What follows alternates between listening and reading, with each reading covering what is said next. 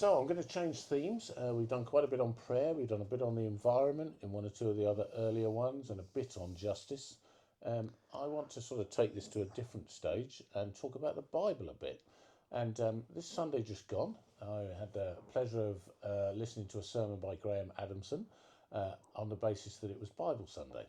And one of the things he did was to encourage us to be thinking about the verses in the Bible that have really helped us if you've been brought up within that tradition. Now, I wasn't. I became a Christian when I was 35.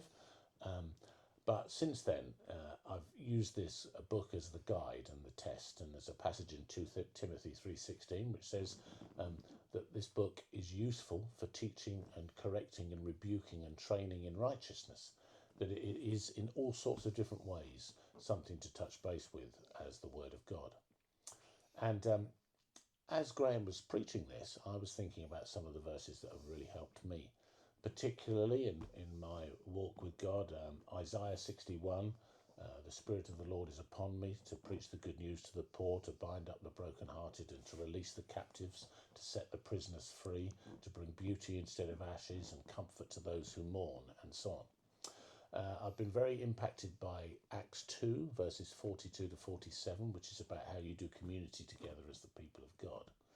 I've been very challenged at different times by 2 Corinthians 4, the bit that says the minds of unbelievers are blinded to the light of the glory of Christ, which made me think of what I was like before I became a Christian at the age of 35, and the fact that I was blinded to it, really, and very negative about it in many ways.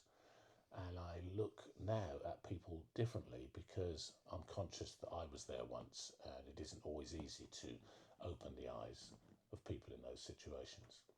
But the one I wanted to reflect on today particularly was one that comes from Jeremiah chapter 6, verse 16, where it says, "Stand at the crossroads and look, ask for the ancient paths, ask where the good way is and walk in it." And that one sort of keeps coming back to me, that sometimes you just got to stand and wait and listen and look and hear from God as to what it is that you should do. Maybe go back to things that people have learnt before in the traditions of church life to gain insight and wisdom, and to look where the good way is and walk in it. Because let's face it, the good way is where we want to walk.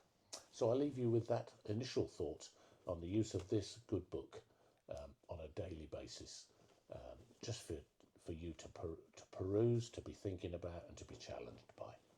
So I'm going to stop it there, but I might ask Peter next to me to come back with a few thoughts in a moment.